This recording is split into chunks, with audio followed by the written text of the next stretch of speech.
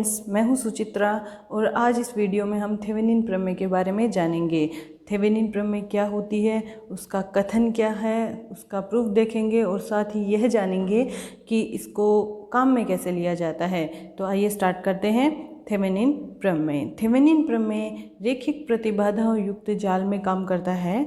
मान लीजिए हमारे पास ये एक सर्किट दिया हुआ है जिसमें ये सारी रैखिक प्रतिरोध है, रैखिक प्रतिबाधाएं हैं और ये क्या है, विद्युत स्रोत है। और यहाँ पे ये है लोड प्रतिरोध। लोड प्रतिरोध क्या होता है, परिवर्तनशील होता है, परिवर्ती लोड प्रतिरोध लगा होता है। तो ये है परिवर्ती लोड प्रतिरोध। तो मान लीजिए हमारे पास बहुत सारे सर्किट हैं, जैसे घर में हमारे एक सर्किट काम में लेते हैं जिसमें मान लो हमने बल्ब यूज़ में ले रखा है और ये हमारा बल्ब है। तो यहाँ पे हम कभी 100 वाट का बल्ब लगाएंगे, कभी 60 वाट का बल्ब लगाएंगे, तो हमारा लोड प्रतिरोध क्या हो जाता है, परिवर्तित हो जाता है। तो वहाँ पर अगर हमें उस लोड में बहने वाली धारा का मान ज्ञात करना है तो हम थेवेनिन प्रमेय की सहायता से बहुत इजीली उस लोड में बहने वाली धारा का मान, उस बल्ब में बहने वाली धारा का मान ज्ञात कर सकते हैं। तो इसके लिए हम थेवेनिन प्रमेय काम में लेते हैं। थेवेनिन ने इसके लिए एक तुल्य परिपथ का निर्माण किया जिसे बोलते हैं थेवेनिन तुल्य परिपथ। वो कुछ इस तरह का होता है जिसमें यहाँ पे ई टी को बोलते हैं थेवेनिन तुल्य वोल्टता, Thevenin equivalent voltage. R T को बोलते हैं थेवेनिन तुल्य प्रतिबाधा या थेवेनिन तुल्य प्रतिरोध, थेवेनिन इक्विवेलेंट रेजिस्टेंस।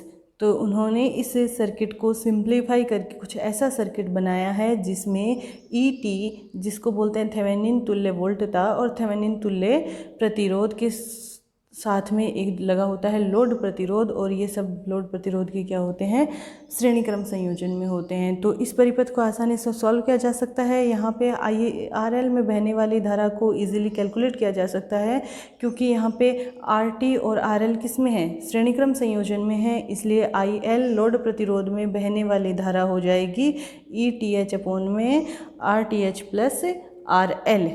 क्यों, क्योंकि यहाँ पे देखिए ये RT और RL किस में है, श्रेणी क्रम संयोजन में। तो इसमें बहने वाली धारा क्या हो जाएगी, V is equals to IR। Ohm के नियम से I की वैल्यू आ जाएगी V अपॉन R, तो ET अपॉन में कुल तुल्य प्रतिरोध। तो यहाँ पे IL की वैल्यू हम आसानी से कैलकुलेट कर सकते हैं थेवेनिन प्रमेय की सहायता से, थेवेनिन तुल्य परिपथ बना करके। तो अब हम देखते हैं कि इसका स्टेटमेंट क्या है थेवेनिन प्रमेय का। तो थेवेनिन प्रमेय कहती है कि वोल्टता स्रोत और धारा स्रोत तथा प्रतिरोधों से निर्मित किसी भी रैखिक परिपथ वाले दो सिरों के जाल को वोल्टता स्रोत ETH, कौन क्या चीज़ है, वोल्टता स्रोत ETH और तुल्य प्रतिरोध RTH के श्रेणी क्रम के द्वारा निरूपित किया जा सकता है। जिसमें ETH और RTH क्या हैं, तो यहाँ पे ETH होता है कि जाल के सिरों को खुला रखने पर, जहाँ पर हमारा लोड प्रतिरोध लगा है उसके इन सिरों को, A और B सिरों को हम क्या कर देंगे, खोल देंगे। तो इन सिरों के बीच में जो विभवांतर आएगा वो होता है ETH।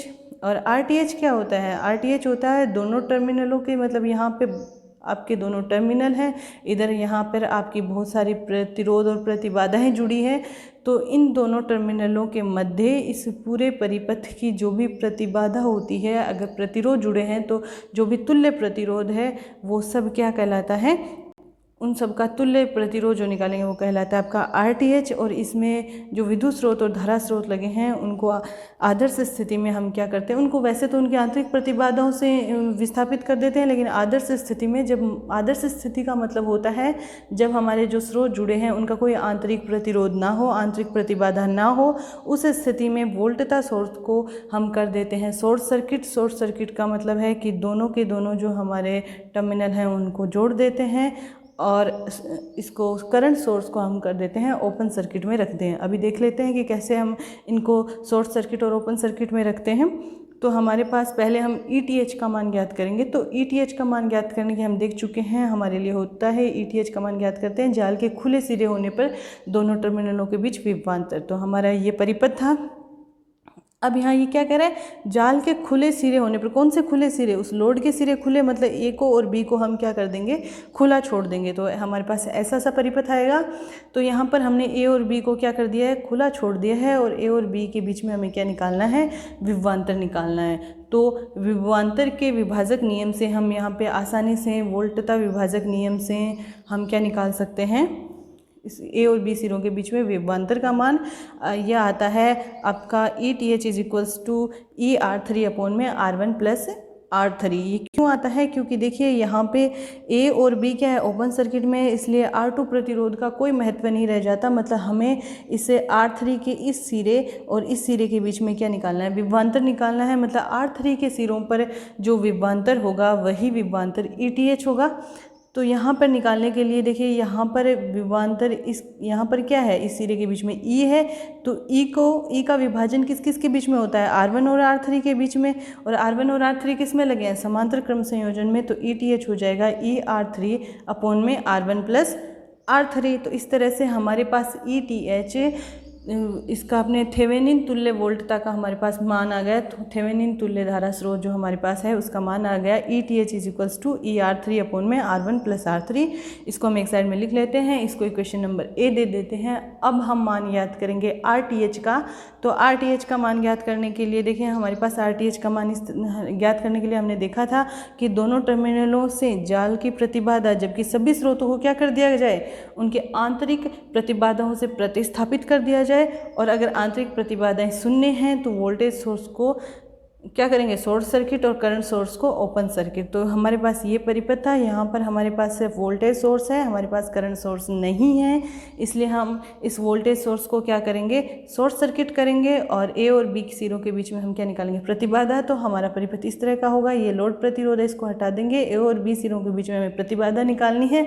उसे निकालने के लिए ये जो भी स्रोत लगे हैं, यहाँ पर हमारे पास सिर्फ वोल्टता स्रोत है, तो वोल्टेज सोर्स को हम क्या कर देंगे, शॉर्ट सर्किट कर देंगे। शॉर्ट सर्किट कर देंगे तो कुछ इस तरह से हमने शॉर्ट सर्किट कर दिया और ये हमारे पास परिपथ आ गया है। तो यहाँ से हम ए और बी सिरों के बीच में क्या निकालेंगे, प्रतिबाधा निकालेंगे। यहाँ पर अगर प्रतिरोध है तो हम प्रतिरोध निकालेंगे, जिन्हें थेवेनिन तुल्य प्रतिरोध कहते हैं। यहाँ पर हम देख सकते हैं कि R1 और R3 किस में है, समांतर क्रम संयोजन में, और ये दोनों मिलकर के R2 के क्या हैं, श्रेणी क्रम संयोजन में। तो हमारे पास ए और बी के बीच में जो तुल्य प्रतिबाधा RTH है वो आएगी R1 और R3 को समांतर क्रम में रख के, और R2 को क्या करेंगे हम यहाँ पे श्रेणी क्रम में। श्रेणी क्रम में प्रतिबाधाएं प्रतिरोध जुड़ जाते हैं, इसलिए यहाँ पे हमने प्लस लगा दिया है। और अब इसको कैलकुलेट कर लेंगे तो R2 तो ऐसा का ऐसा रह जाएगा, प्लस R1 और R3 किस में है, पैरेलल में है, समांतर क्रम संयोजन का हम फॉर्मूला लगा देंगे तो हमारे पास आ जाएगा R2 plus R1 R3 upon में R1 प्लस R3। तो ये हमारे पास आ गई वैल्यू किसकी, RTH की। इसको हमने दे दिया इक्वेशन नंबर बी। तो इस तरह से हमारे पास थेवेनिन तुल्य प्रतिरोध और थेवेनिन तुल्य वोल्टता हमारे पास प्राप्त हो गई है। अब हम देखेंगे कि थेवेनिन प्रमेय का प्रूफ क्या है। तो थेवेनिन प्रमेय के प्रूफ के लिए हमारे पास ये सर्किट था। हमारे पास इस सर्किट में दो लूप हैं। तो मान लिया फर्स्ट लूप में धारा बह रही है I और सेकंड लूप में धारा बह रही है IL। तो अब इस परिपथ में हम किरचॉफ के नियम को काम में लेकर के, किरचॉफ के नियम, लूप नियम को लगा करके हम यहाँ से IL का मान ज्ञात करेंगे, लोड प्रतिरोध में बहने वाली धारा का मान ज्ञात करेंगे। और ऐसे ही थेवेनिन तुल्य परिपथ से भी हम IL का मान ज्ञात करेंगे। और अगर ये दोनों मान समान आते हैं तो हम कह सकते हैं कि थेवेनिन थ्योरम सत्यापित होती है। तो पहले हम पहले लूप में लगाएंगे किरचॉफ का वोल्टता नियम। तो फर्स्ट लूप में जब किरचॉफ का वोल्टता नियम लगाएंगे तो हम यहाँ से देख सकते हैं, यहाँ पर ये क्या है, विद्युत स्रोत है, और यहाँ R1 में धारा बह रही है I, और R3 प्रतिरोध में दो धाराएं जा रही हैं। आप यहाँ देख सकते हैं कि एक धारा I जो ऊपर से नीचे की ओर जा रही है, और IL किधर जा रही है, नीचे से ऊपर की ओर। तो R3 में दो धाराएं जा रही हैं, एक नीचे की ओर एक ऊपर की ओर। तो R3 में बहने वाली कुल धारा इन दोनों का माइनस हो जाएगी। तो हमारे पास फर्स्ट लूप में किरचॉफ का नियम लगाने पर आ जाएगा R1 I plus R3 I minus IL is equals to E plus में इसलिए आया है क्योंकि हम यहाँ इस डायरेक्शन में जा रहे हैं, तो माइनस से प्लस की ओर जाते हैं विद्युत स्रोत में, तो यहाँ की वोल्टता धनात्मक ली जाती है। तो यहाँ से हम ये जो धारा है I और IL, इन दोनों को सेपरेट कर लेंगे तो हमारे पास आ जाएगा R1 plus R3 I minus R3 IL is equals to E. ऐसे ही हम दूसरे लूप में भी किरचॉफ का वोल्टता नियम लगाएंगे। तो दूसरे लूप में किरचॉफ का वोल्टता नियम लगाएंगे तो हम यहाँ से देख सकते हैं कि हम इस डायरेक्शन में चलेंगे धारा की। तो यहाँ से देख सकते हैं ये R2 है, इस डायरेक्शन में बहने वाली धारा IL है। ऐसे ही जब हम आर एल में आएंगे तो इसमें भी इसके हमारे जिस दिशा में हम चल रहे हैं उस दिशा में धारा आई एल है, तो ये दोनों किस में आ जाएंगे, पॉजिटिव में आ जाएगी। यहाँ पे वोल्ट तथा ड्रॉप।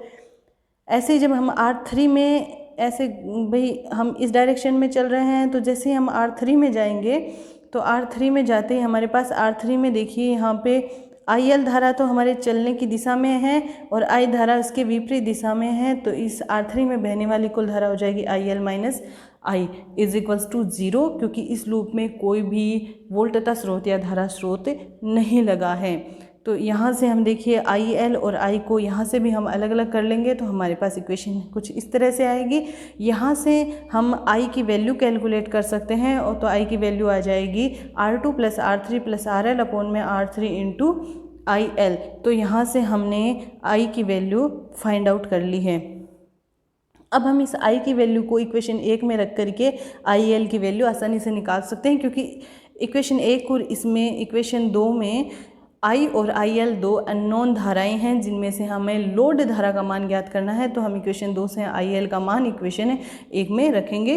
तो इसमें समीकरण 1 में हमें मान रखेंगे तो हमारे पास I की वैल्यू रखते ही कुछ इस तरह की इक्वेशन आएगी, और इसे सॉल्व करके हम IL की वैल्यू कैलकुलेट कर लेंगे। तो हमारे पास IL की वैल्यू कुछ ऐसा आएगा, और यहाँ से IL की वैल्यू कैलकुलेट करते ही हमारे पास IL की वैल्यू ये आ जाएगी। और इस इक्वेशन को थोड़ा सा और सिंप्लीफाई करते हैं तो यहाँ से देख सकते हैं आप, इसमें R1 R2 है, यहाँ पे R2 R3 है, यहाँ से हम R2 को कॉमन ले सकते हैं। ऐसे यहाँ पे R1 RL है, यहाँ पे R3 RL है, यहाँ से RL को कॉमन लिया जा सकता है। तो हम यहाँ से R2 को कॉमन लेंगे और यहाँ से RL को कॉमन लेंगे, तो हमारी कुछ equation IL is equals to हो जाएगा कुछ इस तरह से। अब हम जितनी भी जो नीचे वाला पोर्शन है उसमें से R1 प्लस R3 को क्या ले लेंगे, कॉमन, तो हमारे पास इक्वेशन आएगी कुछ इस तरह से। तो हमारे पास IL इस तरह से आया है ER3 अपॉन में R1 plus R3 into R2 plus R1 R3 upon R1 plus R3 plus RL। तो इसको हम लिख लेंगे, IL हमारे पास ये आ चुका है। अब देखिए, अब हम IL इज इक्वल्स टू जो भी आगे राइट हैंड साइड में है इसमें हम ऊपर R1 प्लस R3 से भाग दे देते हैं, तो हमारे पास IL आ जाता है ER3 अपॉन में R1 plus R3 divided by, यहाँ से R1 प्लस R3 का क्या कर दिया, इसमें भाग दे दिया और यहाँ भी दे दिया, तो यहाँ पे R1 plus R3 cancel out हो गया। तो हमारे पास IL की ये वैल्यू आई है। अब हम देख सकते हैं कि ये जो है वो हम निकाल चुके हैं इक्वेशन ए में, किसके इक्वल है, ETH के, और नीचे वाले पोर्शन में इतना सा पार्ट इसका किसके इक्वल है, RTH के।